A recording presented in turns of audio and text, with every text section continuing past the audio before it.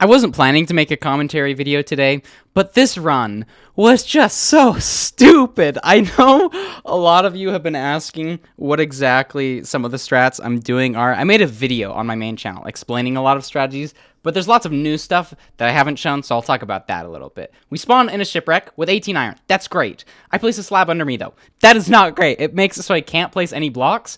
So I go to break this. I crouch, though. And so I have to restart the whole breaking. This run is already off to a terrible start. I mean, it's not really that terrible. It's like a second time loss. But I think it's a good summary of the whole run. Thankfully, with my 18 iron, I can craft all the tools I need, which is great. I just need 2 logs to make a crafting table and sticks. So we've got 1, we've got 2. We're just going to go speedy on the crafting. Might have gone too speedy, though, because I do end up crafting 2 shovels.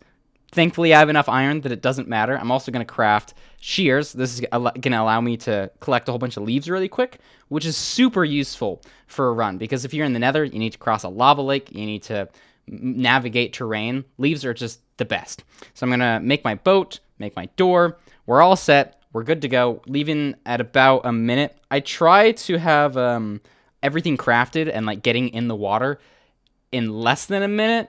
So this is like a little bit sub-average, but it's fine. I'm also going to grab a dolphin, which is huge. It allows you to swim a lot faster.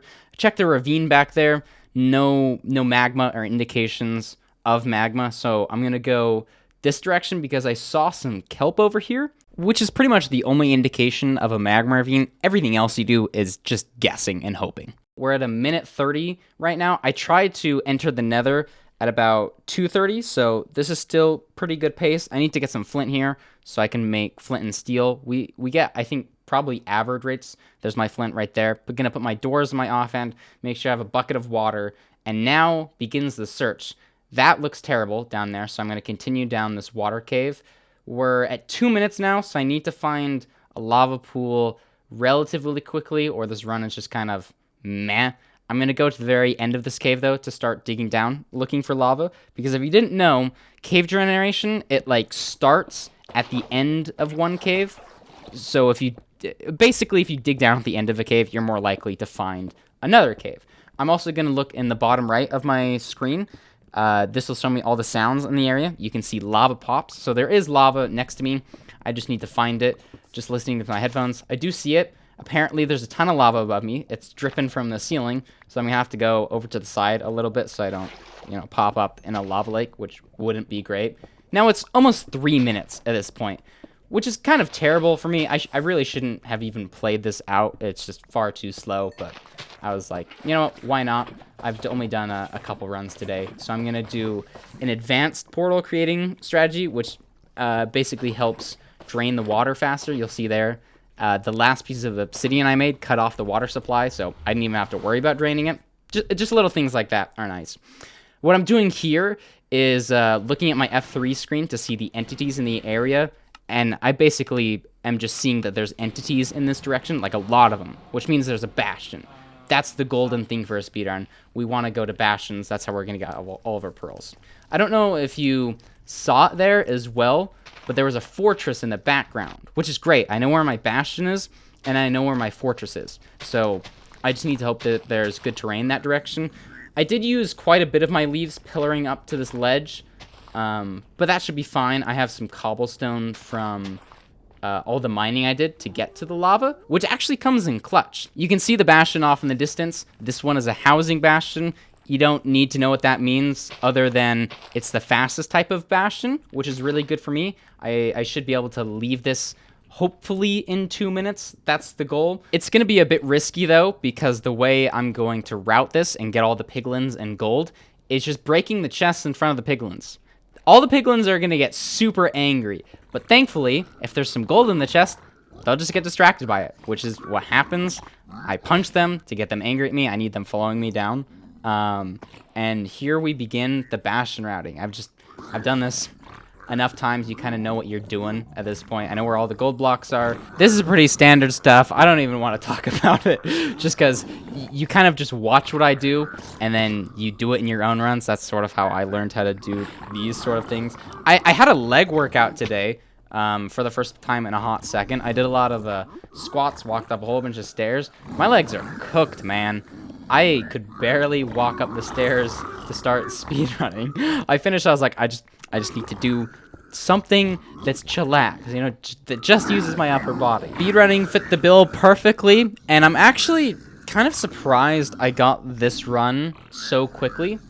I only reinstalled my my speedrunning stuff today, I think. I deleted all of it because I was super addicted. So, like, I'm gonna try not to speedrun too much. I'm gonna try to manage it, but it's been great. I just cleared my inventory, which I think is an underappreciated thing in speedruns. It makes it so much nicer to know what you have, not forget things.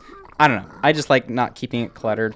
At this point, I've got a bajillion gold. I'm going to collect the first bit of loot here, placing some gravel. I have over 16 pearls. That's all I need. I have 14 obsidian, which is technically all I need, but I know that they're trading more, so I'm going to go over here and do what's called a pearl hang while I'm waiting for them to finish trading all of their gold. Basically, you throw a pearl, and then you unload the chunks as it's flying through the air. So that the pearl, as it's flying through the air, is now not being loaded by Minecraft. And what you can do is just reload those chunks whenever you want, and your pearl's just going to land. It's super awesome. I do take some damage right here, though, which is really bad.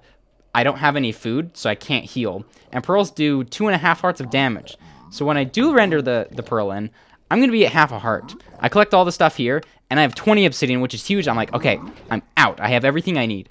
But I'm on 1 heart. I need a way to get all my stuff back. Thankfully, there's a thing called hunger resetting. You basically murder yourself to make it so that you're not hungry anymore. I'm going to use a respawn anchor, throw a pearl, boom, we're now back up to 10 hearts and full hunger, which means I can throw even more pearls. Pearling is way faster than walking. And I have pearls to spare. I have, what do I have, 16 and 11? That's crazy. I know where my fortress is, so I don't have to do any funny business. And this terrain is beautiful. I do need to be pretty mindful of when I'm throwing pearls, though, because I can't throw infinite. I don't have a lot of food.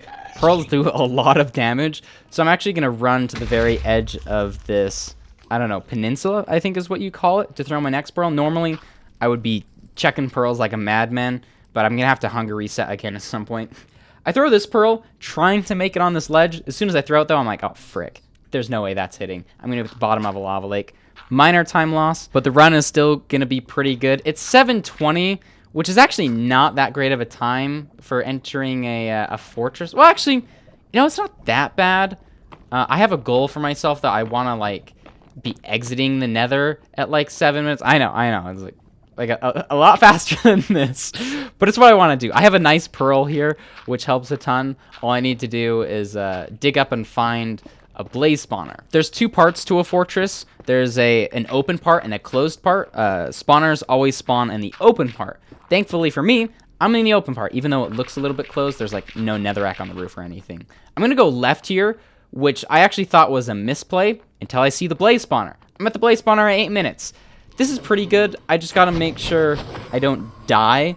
I am also going to do something called blaze bedding. So I'm going to make a bed, and if you didn't know, when you try to sleep in the Nether, you're just going to explode. So we're going to utilize that to clear space for more blazes to spawn. I do have to make sure, though, to clear all the fire, because blazes won't spawn if there's a ton of fire, just because it makes it a little bit brighter, and blazes don't like that. I have 2 blaze rods at this point, which is pretty good. I think I've only killed 2 blazes. There's a 50% chance for them dropping. So I'm a little bit above average right now, but it makes up for the run before, man. Oh my gosh, I killed 11 blaze and got 2 blaze rods. Like, what are the chances of that? Like, 50% chance, 11 times in a row, and I only get 2. I have 3 blaze rods at this point. So I'm like, okay, I should probably build my first portal and figure out where the stronghold's gonna be. I have 10 more obsidian, so I can build another portal. I'm basically gonna go into the overworld and figure out where the eyes are pointing, go back into the Nether, because it's 8 times faster, and build my second portal. The only significant thing about this is my menuing was on point, man. This was the cleanest and fastest I'd ever done menuing. Menuing basically means, like, changing your settings. I know it's probably not what you expected to be hearing today. Wow, RecRap 2 felt like he had really quick settings changes. But it's actually kind of important. If you have a run, I think, under 13 minutes, they like count the time that you like pause the game and change your settings. If it's longer than 13 minutes, they don't include it. So I've been trying to get a little bit faster with that. I've thrown 2 Eyes of Ender, and I'm basically using a program to help me calculate where the 2 lines are like intersecting. It's about 700 blocks away from here. I don't have 100% certainty that I know where the stronghold is, but it's pretty good, so I'm going to take the chance anyway. I pick up the 2 eyes. Thankfully, they both dropped. I thought one of them might have broken or was hiding in the leaves, but it was super nice. We're back in the Nether. Under the 10-minute mark, I just need to get 3 more blaze rods, and I'm all good to go. But I am on 2 hearts again, so I'm going to need to hunger reset. Ideally, I would have just made a bed and done this in the overworld, because I could pick the bed back up and use it for explosives later in the run. But it doesn't really matter. I have a bajillion wool. I'm going to drink my last fire resistance potions, and look at this. I have the entire family welcoming me and giving me blaze rods. I get 2 drops right there. Try not to kill them over fire. That would be bad. I get 3. I could have left here, but I'm a little bit of a goof, so I got 4. It wasn't a huge time loss. And I know I'm going this direction because of that calculating. Conveniently, this hallway is leading me exactly where I need. I think I do take a wrong turn. Yeah, I'm supposed to turn right here. You'll see me realize in 3, 2, 1. Yep, okay, we're going the right way now. I'm basically just looking at my coordinates and trying to go to an exact block to build my portal. I only have to mine 10 blocks into the wall. We're at -94 and 80. This is exactly where I need to be, but a bit lower. If I were to build the Nether portal right here, I'd probably end up on the surface of the Minecraft world. So I'm going to dig down. We're in lava. It's totally fine. We're just going to build our portal under here and hopefully end up inside of the stronghold. This is a bit scuffed, though. I haven't really practiced this. But I managed to pull it all together. 1, 2, 3. Boom. Gravel. So we can place the other obsidian. Then we just make walls on both sides, and we're just going to drain it all with our bucket.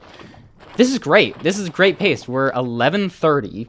I'm standing on the right block. Hopefully we hit the stronghold. I mean, you're watching the video, though, so I'm going to hit the stronghold. I changed my settings a little bit to do another strategy, which is going to help me find the stronghold room. It's called preemptive. I'm basically looking at the pie chart in the bottom right at the orange bit. When the orange bit is big, that's a good indication of where the portal room is. There's 2 ways I could go. I decided to go this way because it has the bigger bump, hoping for the stronghold. I'm not seeing it. I grabbed some redstone and iron for some reason, but I hear it. I hear it, and we're in the portal room at the 12-minute mark, filling in all of the eyes. I'm getting a bit nervous at this point, so I craft 14 Eyes of Ender. You only need 12, but it doesn't really matter because I just have an absurd amount of resources. And I think this is the fastest I've ever entered the end, which is kind of funny because I entered the Nether at like 3 minutes, which is kind of slow for me, but I made it up all of the time in other aspects of the run. And there's probably a lot that I could do differently, but all we gotta do is the 1 cycle. And this is the whole reason I made the video. I can't believe I did this, man. I won't spoil anything yet. We have an absurd amount of beds, so I'm definitely not gonna mess up the 1 cycle. I think I have 7 or something.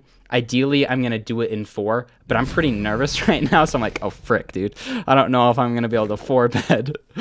And all we're going to do is watch the dragon. As soon as the dragon is directly opposite from us, there's a chance he can come to the fountain, which is where we're going to kill him with all of the beds. So I'm watching. He's swinging towards the middle, not perching there, but he is perching there. Boom, and we're in. I hit an Enderman, so I'm not there in time. But it's no problem, because I have infinite beds. I just want you to watch this, okay? Please ignore the terrible bed explosions. I had to use like 6 or something ridiculous, but I was nervous, okay? And I beat it. I was feeling amazing at this point. This is a new PB for me, you know? What am I doing? Dude, I meant to... Oh my frick, dude. I meant to type in chat, but I meant to type yes in chat, but my freaking... Are you kidding me? Are you kidding me? Oh, what world is it? Oh, this is bad. Can a man not type yes in chat? Is it this one? No, there's no way. There's no way this happened. This is the same world, isn't it? Bro, are you kidding me? I tried to type yes in chat, but why is my reset key? Oh my gosh. Are you kidding me, dude? That is the funniest thing. Yeah, this is the same world. That actually just happened. Oh, if you didn't get the whole memo, it like teleported me back. Like a minute and a half or 2 minutes. So I didn't actually finish the run. Oh my gosh.